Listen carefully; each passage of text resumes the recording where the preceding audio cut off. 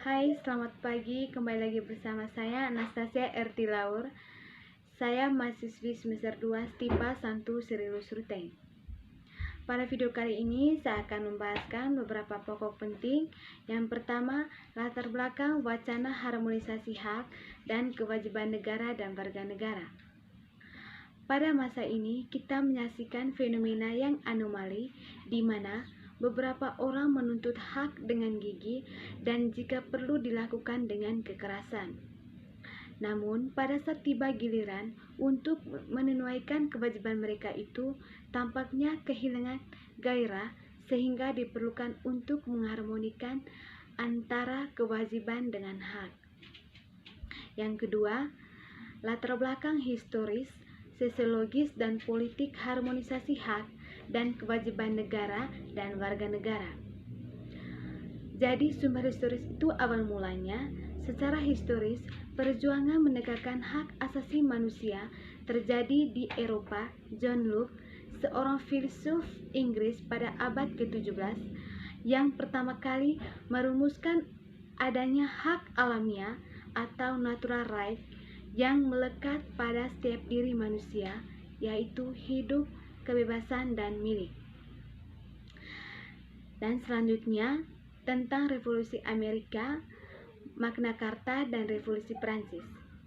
Di sini itu kita perlu tekankan dalam Magna Carta, yaitu piagam perjanjian antara Raja John dari Inggris dengan para bangsawan, yaitu pemberian jaminan beberapa hak oleh raja kepada para bangsawan beserta keturunannya sebagai balasan atau bantuan biaya pemerintahan yang telah diberikan oleh para bangsawan. Selanjutnya, Revolusi Amerika tahun 1276, yaitu Perang Kemerdekaan Rakyat Amerika Serikat melawan penjajahan Inggris untuk menjadi negara merdeka.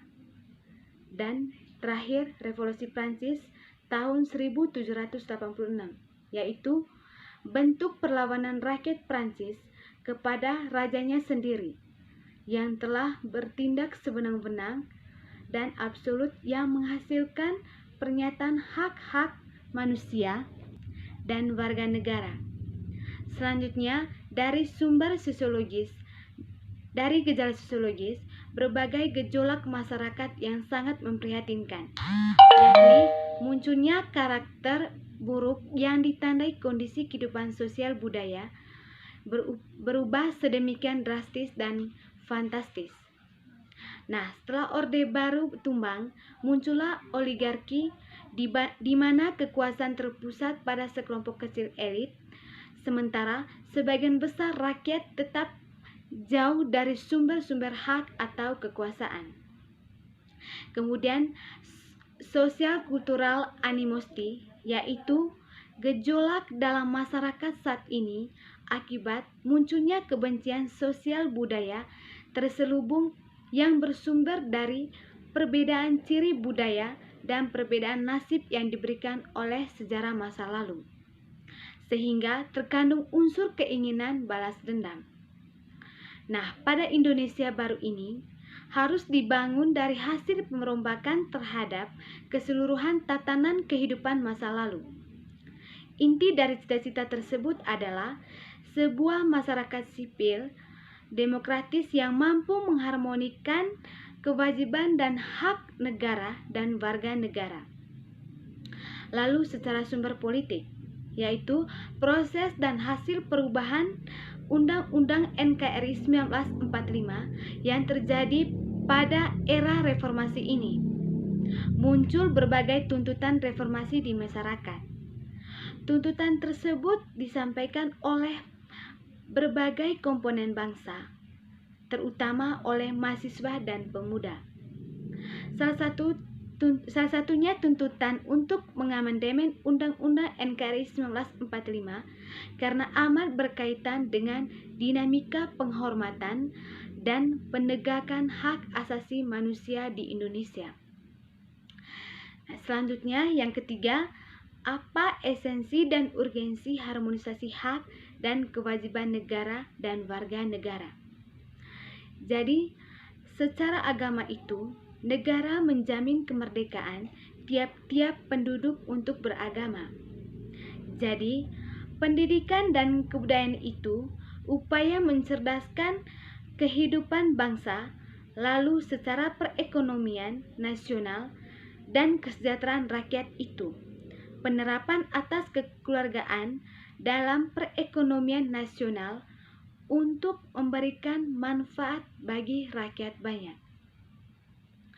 Lalu, pertahanan dan keamanan, pelaksanaan Siham Kamarata, TNI, dan Polri sebagai komponen utama rakyat sebagai kekuatan pendukung. Lalu selanjutnya, yang keempat, bagaimana pengaturan status, asas dan syarat warga negara dan warga negara. Jadi status George Jenlik mengemukakan 4 macam status warga negara. Yang pertama, status positif. Warga negara diberi hak untuk menuntut perlindungan pada negara. Yang kedua, status negatif. Negara dijamin tidak boleh campur tangan terhadap hak warga negara. Yang ketiga, status aktif. Negara memberi hak warganya untuk ikut serta dalam pemerintahan. Yang keempat, status pasif. Kewajiban warga negara untuk mentaati segala pemerintah negaranya. Nah, selanjutnya asas berdasarkan Undang-Undang Nomor 12 Tahun 2006. Ada 4 asas kewarganegaraan. Yang pertama, ius sanguinis. Asas yang menentukan kewarganegaraan seseorang berdasarkan keturunan, bukan berdasarkan negara tempat kelahiran. Yang kedua, ius soli. Asas yang menentukan kewarganegaraan seseorang berdasarkan negara tempat kelahiran yang diperlakukan terbatas bagi anak-anak sesuai dengan ketentuan yang diatur dalam undang-undang tersebut. Yang ketiga, kewarganegaraan tunggal. Asas yang menentukan satu kewarganegaraan bagi setiap orang. Yang keempat, kewarganegaraan ganda terbatas. Asas yang menentukan kewarganegaraan ganda bagi anak-anak sesuai dengan ketentuan yang diatur dalam undang-undang tersebut. Lalu selanjutnya, syarat. Berdasarkan Undang-Undang Nomor 12 Tahun 2006, ada 8 syarat kewarganegaraan, yaitu telah berusia 18 tahun atau sudah kawin. Pada waktu mengajukan permohonan bertempat tinggal di wilayah sendiri. Paling singkat 5 tahun atau paling singkat 10 tahun tidak berturut-turut. Sehat jasmani dan rohani, dapat berbahasa Indonesia serta mengakui dasar negara Pancasila. Tidak pernah dijatuhi pidana dan jika memperoleh kewarganegaraan Republik Indonesia dan mempunyai pekerjaan atau penghasilan tetap dan membayar uang pewarganegaraan ke kas negara. Jadi yang kelima, pajak dan manfaatnya sebagai satu kewajiban utama warga negara terhadap negara. Pajak adalah kontribusi wajib rakyat kepada negara yang terutama baik sebagai orang pribadi atau badan usaha yang bersifat memaksa berdasarkan undang-undang dengan tidak mendapatkan imbalan secara langsung dan digunakan untuk keperluan negara bagi sebesar-besarnya kemakmuran rakyat. Yang kedua, manfaat. Yang pertama, membiayakan pengeluaran negara. Pajak memiliki manfaat dengan membiayai pengeluaran negara yang bersifat self-liquidating. Contohnya, pengeluaran pajak proyek produktif bayar ekspor.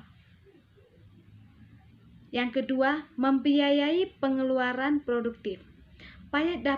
Pajak dapat membiayai pembayaran produktif, di mana pembayaran produktif adalah pengeluaran yang memberi keuntungan ekonomis bagi masyarakat seperti pengeluaran dan pegairan dan pertanian. Sekian dan terima kasih.